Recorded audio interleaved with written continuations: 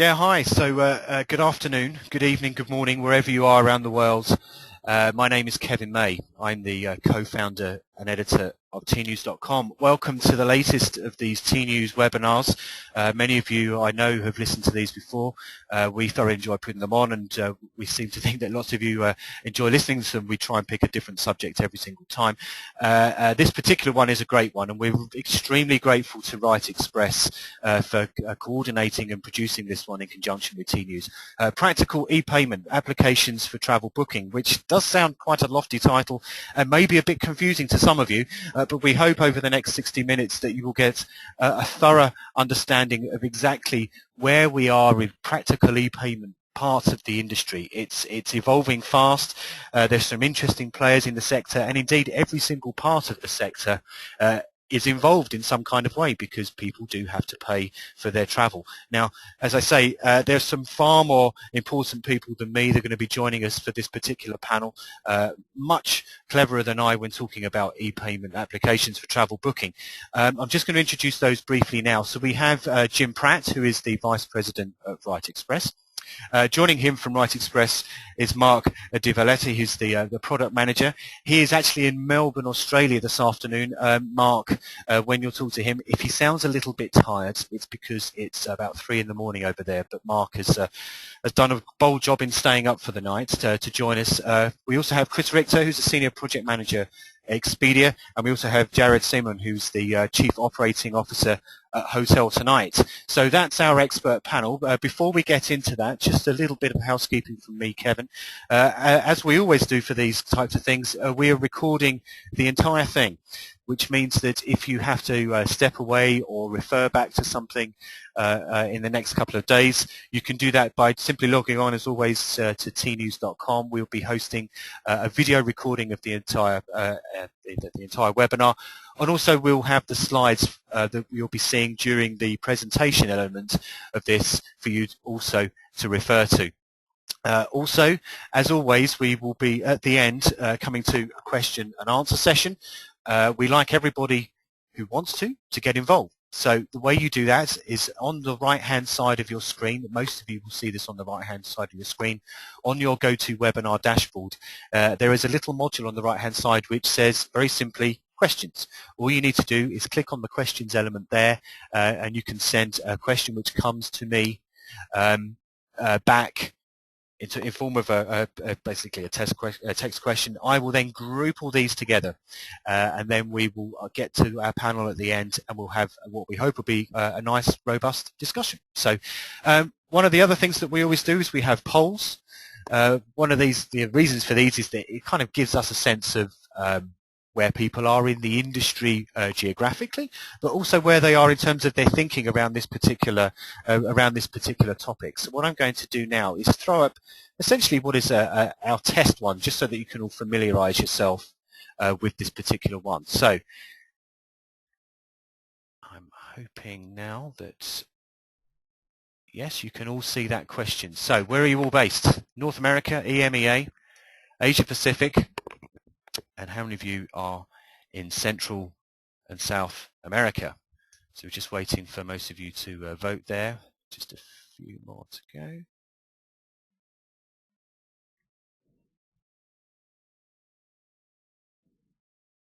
Okie dokes.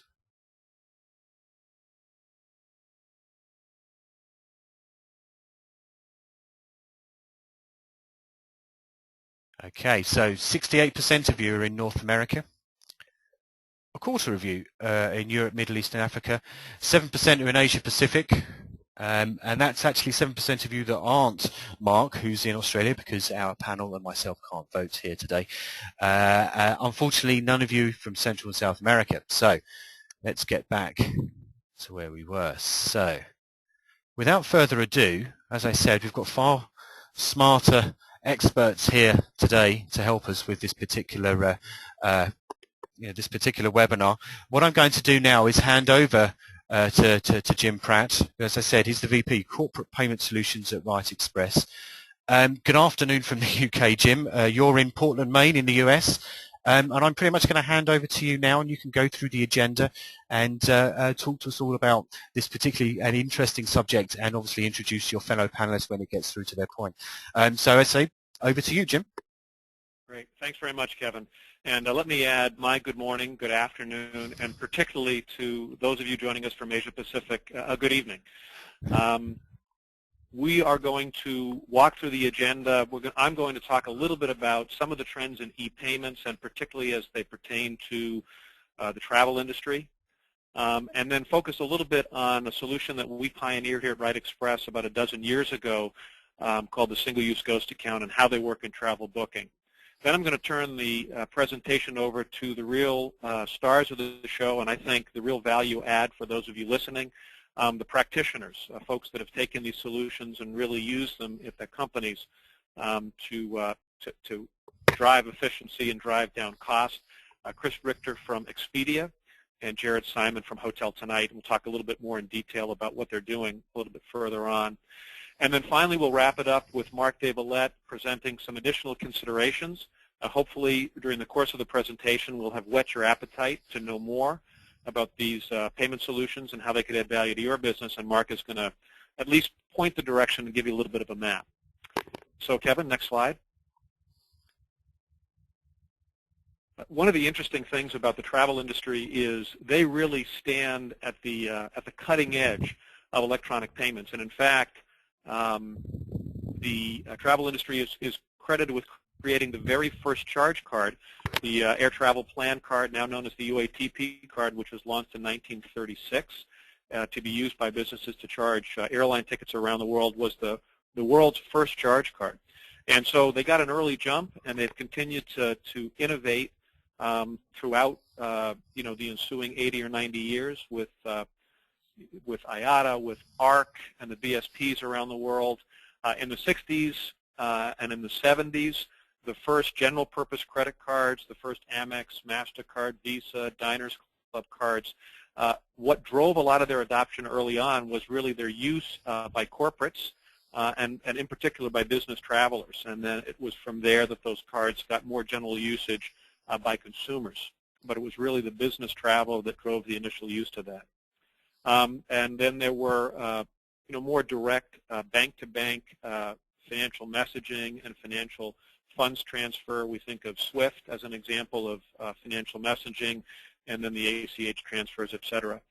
And then in 2000, Wright Express pioneered the single-use ghost account, and we'll describe in more detail later on exactly what that is. But so that was just another in a long line of innovations along the e-payment spectrum.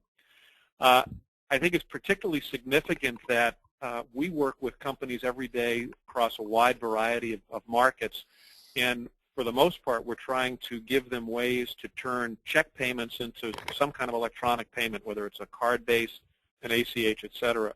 And across all markets, approximately 60% of all B2B payments are still made by check and only 40% electronically.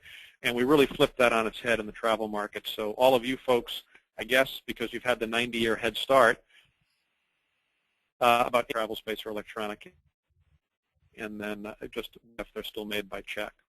Next slide, Ivan. A couple of reasons why the travel market have been early adopters and see 80% of their transactions. I would look at those first three bullets and sort of think of them together. So it's not just the fact that in the travel market there's a large volume of transactions. There is a large volume of transactions, but that's true in other markets as well. But those transactions are to a very broad supplier base, and it's a global supplier base. So you think not only about airlines around the world, but you think about the number of lodging and accommodation suppliers around the world, literally tens of thousands in every corner of the world. And so how do you reach out to those if you are in North America booking in Asia Pacific or Europe or Africa, or if you're in Europe and you're booking in North America or Asia Pacific? How do you reach to those and guarantee funds and guarantee payment? Checks are inefficient and they're slow, and so the travel market has always looked for some kind of a payment methodology that traveled at the speed of electrons. The other piece is, some of the bullets down at the bottom of the slide There's always been a comfort level in the travel marketplace with technology, and I think that's particularly true of the online travel companies.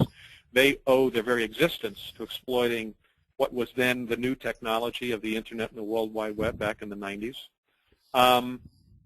Cards have always had a big role in travel booking ever since consumers got into the old general purpose credit card craze in the 60s and 70s. It's been a card account that was, or a credit card that was used to make reservations, pay for airline tickets, hold hotel rooms, buy meals, buy tours, etc. And so we've seen a very broad acceptance of credit cards in the travel supplier marketplace almost from the beginning. In fact, car rental, air, restaurants, hotels, those were some of the first merchants to really sign up wholesale to accept credit cards back in the 60s. Next slide, please, Kevin. You can, some of the trends in e-payments, you can't pick up any kind of a financial document. I was going to say newspaper, but that makes me sound kind of old school. You can't read any kind of a financial blog without hearing about e-payments. E-payments is one of the hottest areas in technology right now, and it's enabling things like enabling the developing world in many ways to leapfrog the developed world, where while we're still stuck with pieces of plastic that are in our wallet and are swiped through an actual physical point of sale. In the developing world, they're moving to chip cards, and they're even moving beyond that to payment on their mobile device. And in fact, mobile payments and the fact that there are right now almost as many mobile devices in the world as there are people in the world is allowing or is enabling all kinds of new, exciting payment solutions and payment technologies. Those of you that are in their 20s or have children in their 20s know that that generation really here in North America as well as around the world really looks to their mobile device, to their phone, to their tablet, not so much anymore to their laptop because they want a device that they can put in their pocket or carry with them. We look to their mobile device for all of their information, all of their booking and reservations, and increasingly towards their payment. And you not only see the payment networks like MasterCard and Visa and the banks getting involved, but you see new players. You see Google, who is the Walmart of the virtual world, coming out with things like the Google Wallet. You see all the telecoms who have combined on the ISIS standard. Everybody is trying to see who's going to be the first to dominate or who's going to really dominate the mobile payment space. And there's prepaid. Here in North America, there are an estimated 50 million people with no bank account at all, and prepaid is a way to bring them into the electronic area. And then there are the disintermediating technologies or potentially disintermediating technologies like Dwolla, PayPal, and many, many others. And probably there are a lot of them that none of us have ever heard of, but people are working on them right now with in their garages, so to speak, and we'll be hearing about them soon. So very exciting, very fast-moving, and very innovative space. Next slide, Kevin. I just wanted to level set around single-use ghost accounts and exactly what they are. It was Wright Express's contribution to ePayment innovation. We pioneered this back in 2000 and implemented our first customer in September of that year. First of all, it's a ghost account, which means no plastic is ever issued. We just create the account number. They are single-use, so we create an account number and we create it to be used for a specific transaction. The credit limit on that account number is set to the transaction amount, and when the merchant uses that account to get an authorization, the purchase is checked not only against a credit limit but against a whole host of other controls. So the fraud on the program is virtually non-existent. In terms of data available, those of you that are familiar with the credit card world know of level 1, level 2, and level 3 data, and the fact that no matter how much data you're getting out of the credit card network, you're going to want more. One of the really nice innovations with a single-use account is that you can append to the financial transaction any amount and any level of data you want, and it can be your data. So it can be reservation data, check-in, check-out data, any kind of data, property data, any kind of data that you want, and that travels with the transaction. And what's nice about it, as we mentioned earlier, because it's based on, in our case, the MasterCard credit card network, suppliers, hotels as an example, they don't need to use any new devices. They don't need to go learn any new processes. They're leveraging existing technology, and they're leveraging existing processes that they already have on hand. I think at this point we were going to introduce a second poll, so I will hand that back to Kevin to ask that question. Okay, so thanks ever so much for that, Jim. So, so we're kind of getting an idea now of where this is going, and that's a great, it's a great introduction. So, what we thought we would do now is kind of set this other little poll here. So, you should be able to see this now. So, have you considered using single-use ghost accounts? Okay, everyone's starting to vote. So, yes, within the last 12 months. Yes, more than 12 months ago. Or no, not in any great detail. And this is some interesting results here. So I'll just let a few more people vote. About 3/4 of you have, and then I will throw up the results for everybody. And I think this may, well, we'll talk about this in a second, Jim, whether you find this result particularly surprising. So 75% of you voted. Just a few more. Right, let's share that. Okay, so 38% of you have said yes within the last 12 months. 17% of you, so just less than 1 in 5, said yes more than 12 months ago.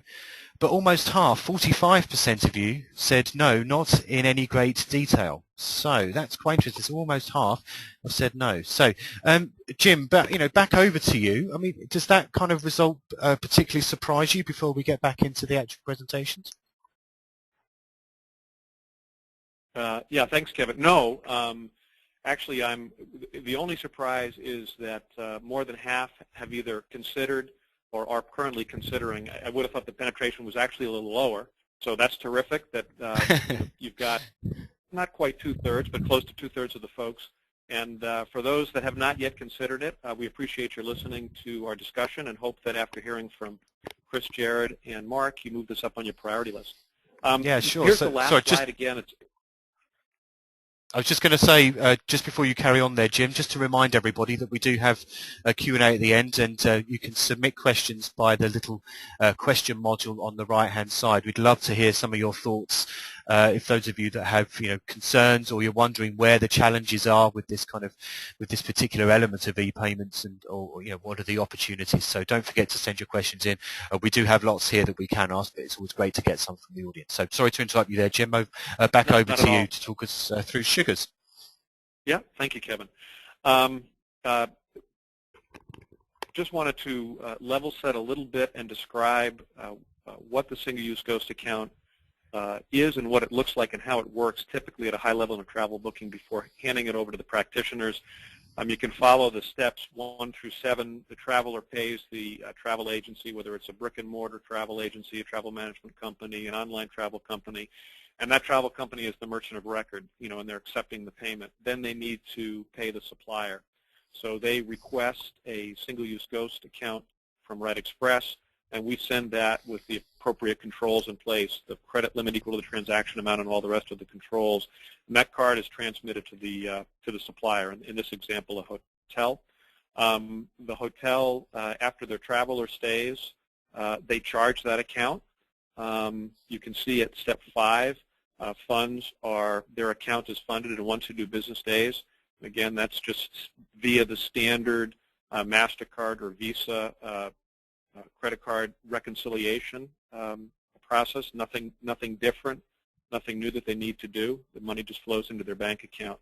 And then on the back end, Wright Express is providing the travel company with detailed electronic reconciliation data. And frankly, and I know that our practitioners will talk about this, the ability to do electronic reconciliation is one of the big advantages and one of the big value adds of this program. This is a credit, not a debit program, so you'll see next to the green number 4 that one of the things that the travel company enjoys is some float. So even though they've paid the hotel and the hotel has their money, they're not paying Wright Express until a little bit later, so they enjoy some float. Without further ado, I'd like to introduce first Chris Richter from Expedia. Chris has been with Expedia since 2005 in financial operations, during which time he's overseen the deployment of their single-use credit card payment solution, Expedia Virtual Card. Through Expedia Virtual Card, as well as Expedia's other paperless payment solution projects, he has been a key stakeholder in driving the paperless invoicing and payment solutions to the hotel partners. And we're very pleased and proud to have Chris with us this morning, or this afternoon, or this evening, and I will turn it over to him. Chris. Great. Thanks a lot, Jim. Before I start and get into the presentation, I'd like to throw out a couple of facts just to kind of give everybody an idea of the type of volume that we're running through the single-use Ghost account platform. Last year we had in excess of 13.8 million transactions go through their platform very well. And we currently are using it for 42,000 plus suppliers, all of which are currently lodging. And that's something we're looking to expand into other lines of business in the near future. To start with the needs that we were looking at, we're a little more unique than maybe some of you other travel people are out there. We had experience with a virtual card program prior to Wright Express, so our needs were based kind of on two different areas. First, our experience with the prior issuer, and then also our company-wide global initiative to become as paperless as possible, which at times is challenging, especially with lodging suppliers. So our first need was improved control, and based on experience with the prior issuer that was not a true single-use issuer, we're looking for the key controls, and Jim touched on some of them. First is the ability to set the credit limit to a defined amount. Second, we are able to define the usage period of the credit card, when the hotels can charge and or authorize. And third, we are able to lock down the credit cards only to be used for lodging type transactions by utilizing the merchant category code restrictions. Our second control, and this was the one that was based on experience with a non-true single-use issuer, was that we would routinely see unexpected transactions come in from the lodging suppliers. A couple of things that directly caused that was that sometimes hotels just decide they want to charge our credit cards and they grab whatever credit cards they have. A lot of you may be familiar with that type of behavior in the lodging area. And second, hotels would retain the cards for an extended period of time, which was much greater than we really anticipated when we launched our single-use programs. The second payment need we had was to automate as much as possible our accounting reconciliation by utilizing a true single-use platform. And the third need was to be able to grow our business globally. Over the last couple of years, we ran into some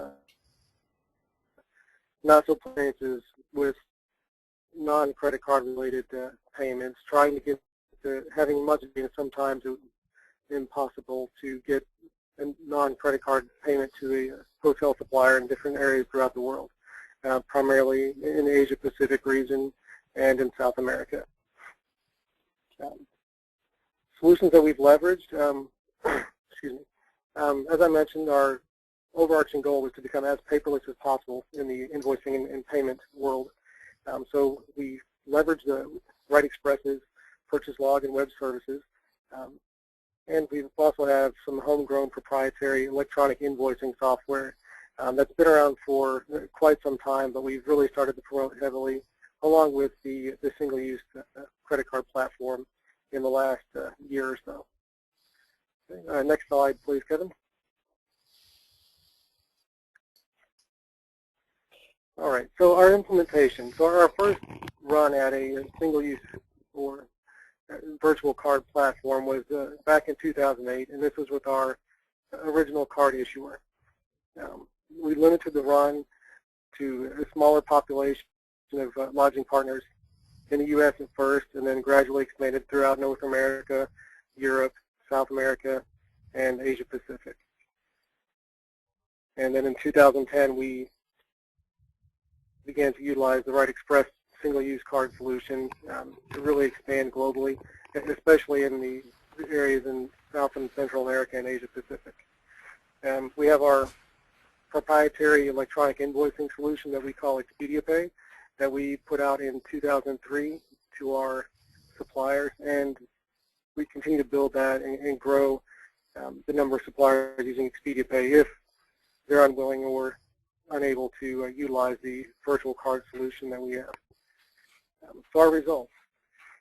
We've been able to improve our auto reconciliation as far as the credit card transactions to 99+%.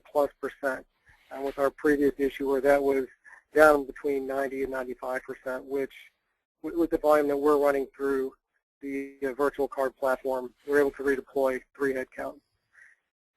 We're able to greatly reduce the number of overcharges since moving over to Wright Express because we're able to really lock down the cards based on the credit limit, the usage period, and the merchant category code, and primarily to the point that it's a true single-use account. Once the card is used and consumed, it's never issued to another supplier again. Reduction in paper payments. The virtual card solution is one that we push up front primarily with new lodging partners that we have.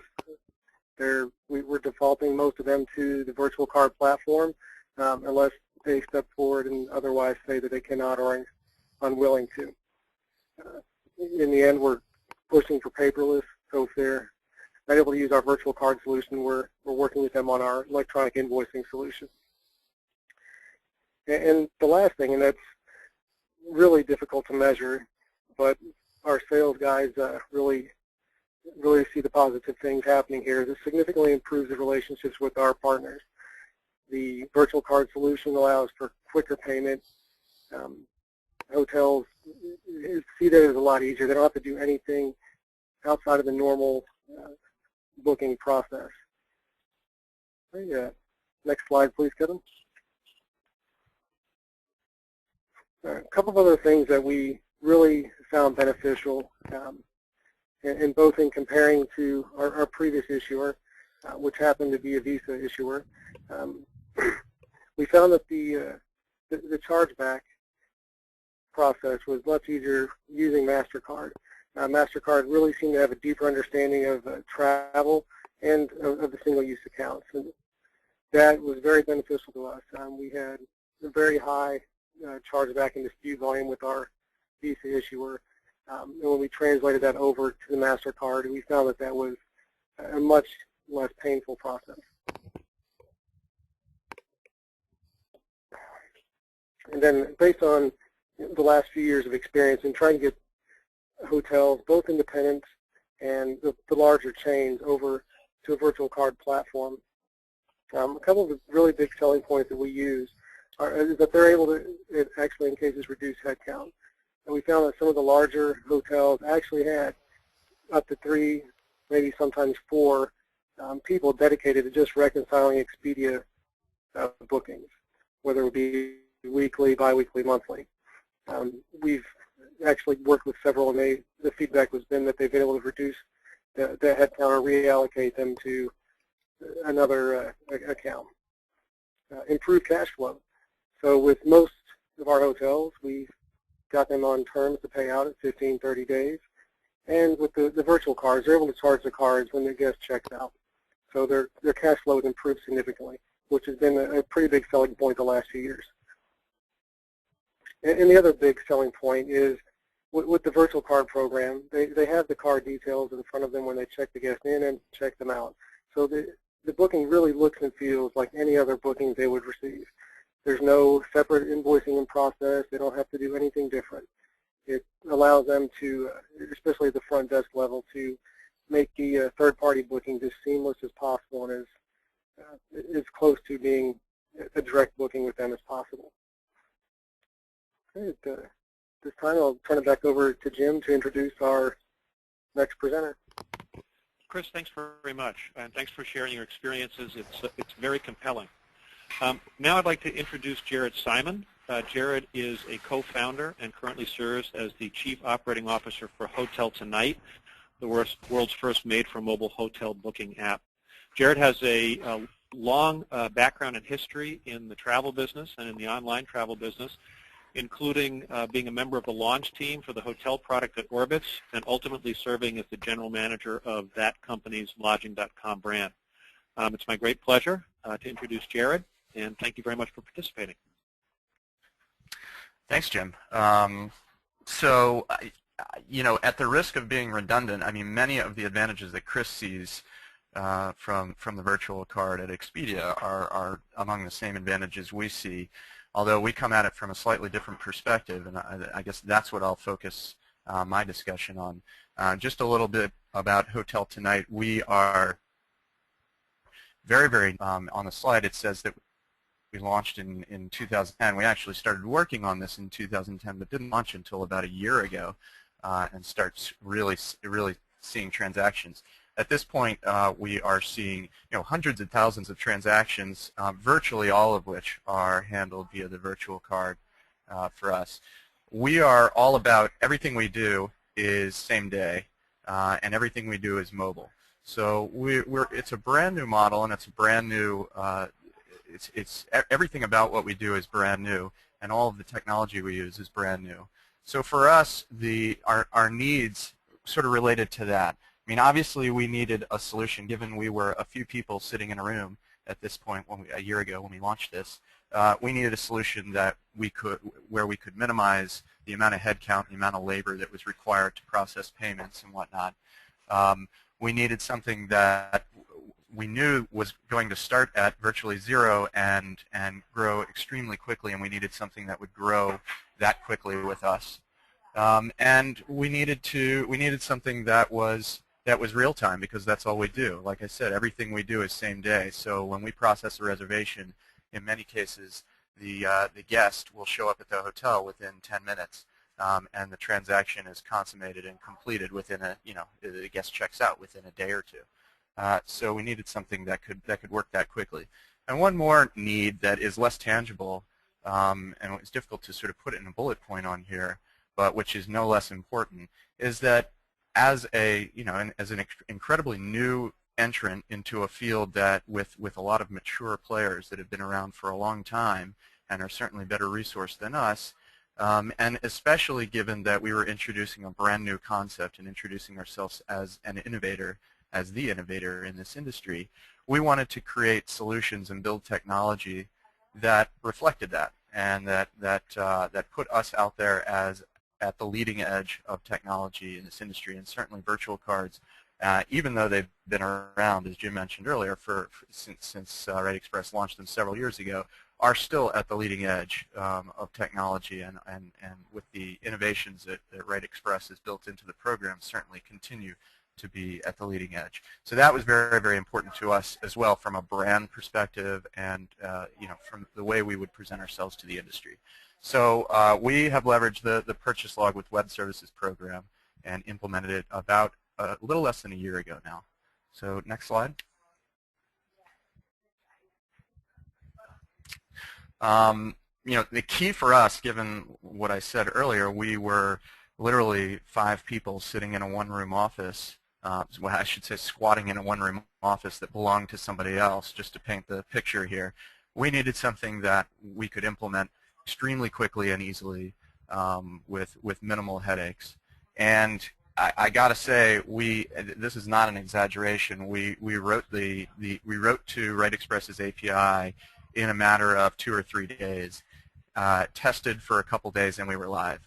That's really all there was to it. And for us, that sort of spoke volumes. That was exactly what we needed. And we had gone through presentations from other providers and other types of solutions, and the specs were enormously complicated and archaic, and it just didn't bode well for the usefulness of the product, even if we were to get it off the ground.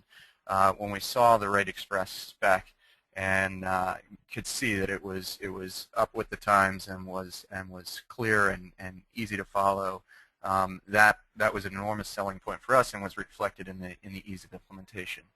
As far as results are concerned, we're a little bit in a different boat than for instance Expedia, in that we never had another solution before this. We never did anything before this, and I think that speaks also to the ease of implementation and the value and simplicity of the product, in that we were able to launch this before we'd ever processed a transaction, and we're able to launch with Wright Express as we launched the company without so much as a hiccup.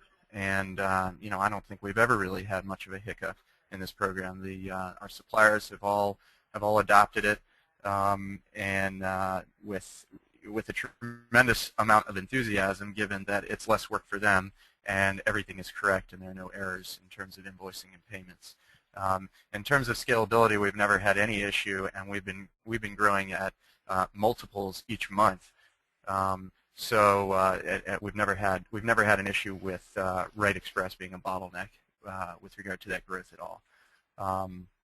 And as far as key learnings, I think the key learning is that it is possible to adopt brand new technology that can seem daunting, and have all your suppliers and partners adopt it as well if it's implemented in a way that's simple and easy to use and really doesn't change the way anyone does business. And that's the value of the single-use card. As Chris was mentioning earlier, the hotels that we work with can process payment just as they would process payment from any guest that's walking in and presenting a credit card. And that's the value of this program. We're not teaching anyone any new processes. That was an enormous value to us, in addition to which, as Jim mentioned earlier, we can include any number of identifiers in with the data that we send over to Wright Express and get back in reconciliation reports. So monthly closes and our ability to see whom we've paid and when we've paid and that sort of thing is extremely easy for us at this point, and it's all electronic. So I would say those are the key learnings from us. And I guess at this point I would turn it over to back to you guys. It's back to me. This is Jim. Jared, thanks very much appreciated, and really interesting discussion of your experience. Thank you. For those that are convinced that they need to look into this and want to know more, we're going to wrap it up with Marc DeVallette talking through some additional things to think about and some best practices around implementing this technology. Marc, like Jared and like Chris, has a long history in the travel business and in the online travel business, having joined Hotels.com in 2002.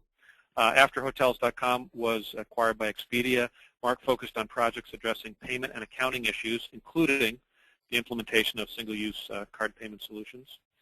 Marc actually joined our payment solutions team here at Wright Express in 2011 to help us help our customers drive engineered solutions in the travel marketplace. And as Kevin mentioned earlier, Marc joins us from Melbourne, Australia, where it's going on 4 in the morning. So many thanks, Marc, and it's with pleasure that I turn it over to you. Yeah, very good morning, early good morning to you. So you've heard Chris and about the success of the program for them and with their vendors, and so hopefully you're making a serious consideration on how you can use it to integrate with your business operations. We talked a little bit about the data that can be appended to each account and the benefits that you receive when you have to reconcile your payments to each reservation. Building on that, the data that you append is also providing value to you in terms of the reporting that you get back. Any card program that you implement should provide both online tools as well as data that is fed back to you that you can then turn around to report on the payment activity of your vendors, to derive payment data around your customer base, and the different product channels that you use. Also, the reservation data that you provide, it can in turn be forwarded onto the hotels directly to simplify your communications and notifications process. When we talk about the advantages over other payment methods, right now the industry as a whole is moving away from check payments. They often present issues around the cost of printing delivering, in terms of postage costs, the delays that hotels often experience in getting the checks, to them. The proverbial "the check is in the mail" it often becomes an issue, especially when you go to a global marketplace. Within the EFT and bank wire transfer sphere, it's a costly payment method both for you in terms of the additional cost of doing business, as well as for the hotels who often experience delays. A hotel resort that is in the Caribbean can accept credit cards from their guests on a day by day, but the payment for you that you made via a bank transfer often requires them to go down to their bank branch and fill out paperwork just to claim the funds that you already released to them. And finally, any payment system where you're making a lump sum payment requires additional reconciliation activity for the hotel, for the lodging vendor, to make sure that they in turn have their receivables closed out and that they're in sync with yours, which can often cause difficulties then the next time you're making reservations. For the importance of globalization, consider the fact that the credit card system allows you to bypass a lot of the difficulties around currency conversion. MasterCard is basically taking the weight off your shoulders with that, so you can focus on other more important issues such as growing your business. With the true single use, Chris touched on this earlier. Many companies often rely on the proverbial, the CFO's credit card, the boss's credit card to make the payments. What kind of credit, the statement that you then receive at the end of the month in turn presents reconciliation difficulties on what has been paid and what has not been paid. Has the hotel maybe overcharged or incorrectly charged? The controls that we place around in terms of true single use and the one-to-one relationship often provide an acceptance and a concrete understanding of what you've paid and the payables that have been closed out with your books. Finally, MasterCard acceptance. MasterCard is also, they have basically paved the way in terms of approaching the vendors worldwide. Sorry. They have made it possible for hotels around the world to accept your payments, again, without you requiring to get bank details or mailing addresses for checks. Apologies. Finally, looking for, make sure that the program that you are getting, that you are signing up with, understands your needs within the travel marketplace. A generic credit card does not necessarily meet the needs in terms of just being universally applicable. A single-use ghost account often has the benefits to meet the needs of the of the reservation system that is unique within the travel agency to hotel relationship. Next slide, please.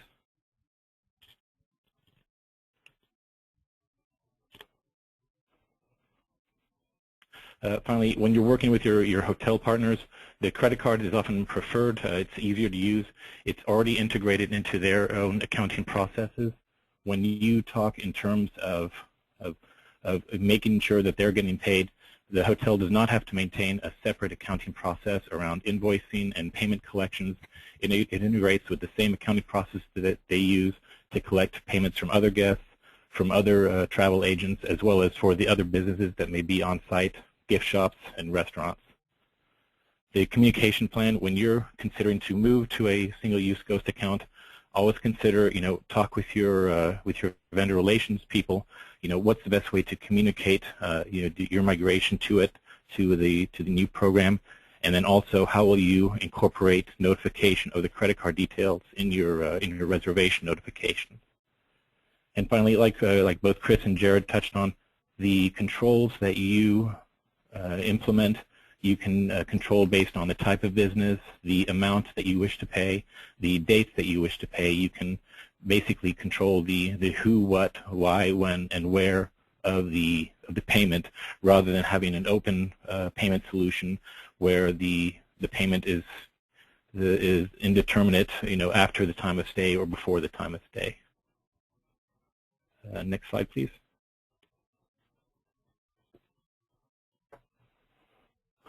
Beyond the direct the hotel market, the applicability goes beyond that to travel management companies. So whether you're a travel outsourcing provider for large corporations or the internal travel department for a company, it's universally applicable. It's not just for online travel agencies, or for major companies. It's totally scalable, whether you're a startup, whether you're a traditional brick-and-mortar agency or an online company. The program is applicable to group events, whether you have to make additional arrangements to pay for hotel facility usage, conference rooms, group events, venues, catering services, any business that's accepting credit cards with a single-use ghost account, bypassing the need to set up a separate invoicing or contract. Finally, the supplemental travel arrangements that you are often making for your customers, whether they are shuttle buses, car hires, air or rail. Again, all these businesses accept credit cards. Networks like MasterCard or Visa, they have paved the way. They have gone through the job of getting vendor acceptance, and we can basically take advantage of that and simplify the process for you. I think that's it from Melbourne. So I will hand it back to Jim and Kevin. Thanks so much. I'll hand it to Kevin for questions. Okay, thank you very much, gentlemen. Some great stuff in there. I mean, I must confess there's a lot of things there that I'd not quite considered in all the years that I've been writing about travel technology. So food for thought for me as well, and I hope that the many of you that have tuned in this afternoon, and there was literally hundreds of you that registered. So we have got some questions that have come in. So I will just pose it out to the panel. I always prefer it for someone to just jump forward and get involved straight away. So some quick fire ones. Sandra Borello asks, can it be used to pay in other currencies, first of all? Jim, might be a good one for you there.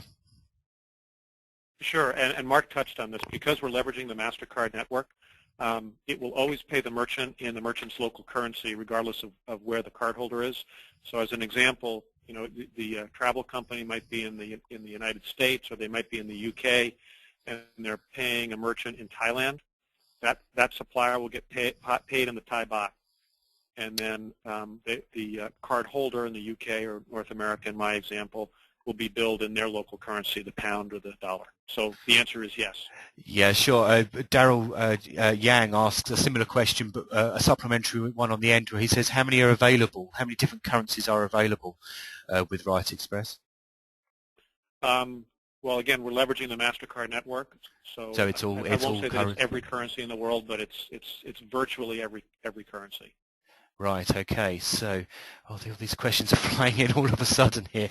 So, I'm presuming it's the same kind of thing. Rusty McNeil asks, are you ready to accept mainland China payments to North American firms? I'm presuming that because of the MasterCard arrangement that you are. I understand that there are obviously sometimes some sensitivities around mainland China and things like that, but presumably you can or you cannot. We can't today, but we would be willing to talk about it. So we don't have a reason today because we have no current customers that have that requirement. Mm-hmm. But what usually drives our ability to accept a particular currency in payment is the fact that we've got a customer. So I guess the summary is no, but potentially in the future, yes. Right, okay. Thanks for that, Jim. Maybe this is another one for you, Jim, or one of the other guys can jump in. Alan Baptista, and apologies if this was mentioned earlier, but it says, how are commissions paid out to a travel agency in this particular model? He also asks, is there a credit withheld before the payment is sent to the hotel, and also how is that accounted and reconciled for afterwards? I would ask one of the travel folks to get into that. Yeah, so I can touch on that one. So we don't use the virtual card solution for any of the commission-based or agency-based type bookings. It's only for the merchant model that Jim outlined, where Expedia, or our company, is the merchant of record, and we're making payment to the hotel. Any of the commission-based where we're just passing along the guest details to the hotels, and we don't use the virtual card solution for those type of bookings. Right. Okay. So I'm getting some background noise there from one of the panelists. Apologies there for the audience. So, I guess some kind of more fundamental questions now before we get through to some more of the practical ones. We've got about 6 or 7 minutes here. One of my colleagues, Dennis Shaw, was asking, what are the challenges in actually getting hotels to accept some of these e-payment solutions? And maybe, Jared, if you want to come back on this, have you had any challenges from your hotel partners, or have they been very accepting for this type of solution? I would say, on the whole, they've been very, very accepting, because the reality is it's just processing a credit card, and that's what they're used to doing anyway. If there have been any challenges, I would say there are 2 that I can think of that that we've had to get around. One is that there are companies, I shouldn't say that it's just hotels, there are companies that have implemented strict PCI compliance regulations internally and are unwilling to accept credit card numbers and things like that electronically and have them stored in their system. I think this is a misunderstanding of PCI compliance regulations overall, since these aren't customer cards, and since they are since they're only authorized for a certain amount and for a few days or for a few months or for a limited time, there's a lot less risk, and there's certainly no customer risk. And we've successfully been able to explain that to a few folks, but there are some hotels that just are unwilling, just because of the fact that it's electronic. And the other challenge that I'd say we've faced, but we've been able to figure out ways with Wright Express to get around, is this issue. The cards are fickle for a reason. They're single-use cards by definition. They can only be authorized once. So, for instance, if a hotel tries to authorize it at check-in and then run it under a different authorization sometime later, the card will decline, and sometimes that can cause issues. Now, like I said, we've been able to come up with solutions to that with Wright Express that work 99% of the time. But I'd say those are the challenges we've faced. Sure, and I suppose either for you, Jared, or Chris even, I mean, using this type of solution, does it give you any kind of differentiator for you versus your competitors, or is generally most people using this kind of solution now, and it's the reason for one solution over the other is commercial terms or something like that? Or are you quite unique in using something like this? I would. Oh, go ahead, Chris. Well, I was just going to say that using a virtual card solution is pretty widespread, at least with the online travel companies at this point.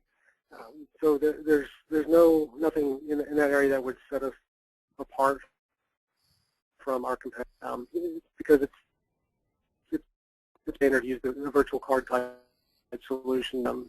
The suppliers out there. I would just one quick point to expand on what Jared had to say about the challenges in getting suppliers to accept the virtual card. The only challenge we've really had is the merchant fees and getting the hotels to understand that that's just a part of doing business. But other than that, that's the biggest challenge, and really the only drawback we have now is merchant fees that are just associated with any credit card transaction. Right, okay. I don't know if there's anything that you wanted to add to that, Jared. I'm presuming you would say the same kind of thing, you're in the same space. So this is quite an interesting one, Jim. I suspect this is one for you. Sean Panther here says, our current virtual card solution appears to have some acceptance limitations where merchants, mainly hoteliers in the US and the Middle East, require additional ID, such as a passport. This is because the card image does not contain a cardholder name. Is this issue widespread, ? Or is there an alternative solution, ? I say, Jim, that's probably one for you there. Yeah, our experience, which is pretty broad, is that that's not a widespread issue, but it certainly exists in pockets in certain geographies. There's a number of workarounds. Some of them they're not necessarily that elegant, but there are a number of workarounds that we work with our customers to use. Sometimes we do have plastics that folks can use in those instances where people want to see, a card with a cardholder name on it.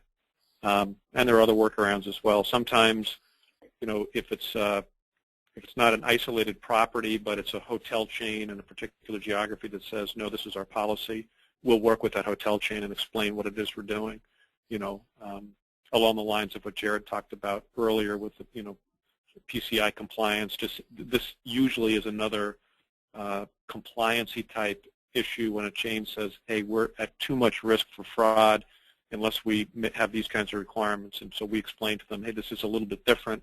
This isn't a consumer pulling a card out of the wallet, et cetera. So there's ways to work around it.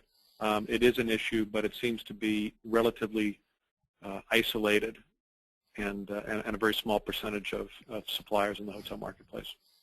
Right, Jim, thank you very much for that one. John Schmidt here asks, if we are using this process, how are we collecting the funds from our corporate clients? They typically pay by American Express at the moment. If we use your master charge program, how would the client pay us? Well, and I think Chris put it well. So this is a solution in those instances where the travel company, travel management company in this case, is the merchant of record. So the corporate client in this example would pay the travel management company, and now the travel management company is using this solution to pay the supplier. So that's a different model than travel management company obviously just taking the corporate Amex and pushing it all the way through to the supplier. We don't necessarily play in that kind of a payment supply chain. Yeah, sure. And I think the complexity of this and the fact that that second poll question that we asked showed that there were quite a number of people that were hadn't even looked at something like this shows that there are right. some very interesting and I guess people are asking questions and clarifying things because it is right. in some respects so new for people. So I would, excuse me 1 second, but I would encourage our listeners on the following point. As I mentioned in the beginning, we've been out in the market with the solution for quite a few years, and we've put a number of enhancements to it over time, and almost all of those enhancements came directly from our customers. So our customers are the experts in their business, and they've told us this could work better for us if. And so for folks that are wondering, hey, if you could make a few modifications, this might work for me, please bring that to us, because really that's how this solution has evolved over time. We're very interested in finding out what more the market needs. Okay, and we're coming right up to our hour now, and I'm grateful to everybody for sticking with us. I mean, and so many of you have, which is great. But one of the questions that people are always asked on these kind of things as they get to that final moment is, and Jim, you're the lead guy here. So, where is this all heading? Let's put our kind of crystal balls down on the table now for a second and just kind of peer into them and say, where is this evolving over the next, say, 3 or 4 years? I mean, you say this solution has been around for some time anyway, but how is it going on over the next couple of years? I mean, you talked about the impact of mobile and maybe NFC and things like that in years to come. But what's your kind of view 3 or 4 years out from now? Yeah, it's hard to. I mean, as I mentioned in the beginning, the payments landscape is evolving so quickly, and there are so many players and so many contenders for the next big thing. It's hard to say who will succeed. It's almost like what's going to succeed: the internal combustion engine running on gasoline in the vehicle space worldwide. Who knows? There's a lot of contenders out there. I would say this though. I think that in the travel marketplace, I think they have a very solid chance to be the first market and industry that is not 80% but 100% e-payment. I think that credit instruments in some form or fashion will continue to play a big part in that, whether it's a physical piece of plastic, whether it's an account number sent via email, or whether it's a message on the mobile phone. There's tremendous infrastructure there and really unsurpassed acceptance around the world. So I think in some form factor that the networks, the MasterCard, the Visa networks will continue to play some important role. And I would say finally, and piggybacking on my comment of a few minutes ago, as a provider of e-payments to the travel industry, we're very much interested in what the travel industry feels that they need. to get closer and closer to the perfect ePayment solution.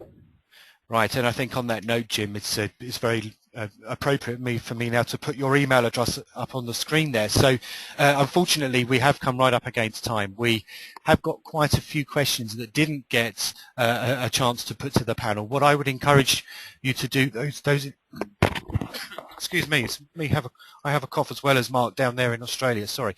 I would encourage those of you that didn't get a chance to ask your question. Jim's email is right there on the screen, and I'm sure he would be more than happy to take some of those questions.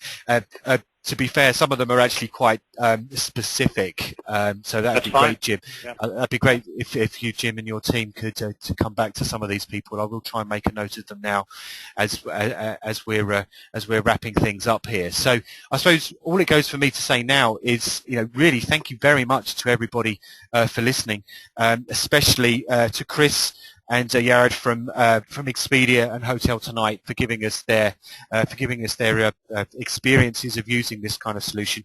Mark, congratulations, well done for staying up in the night. I hope you're still with us and you haven't nodded off as yet.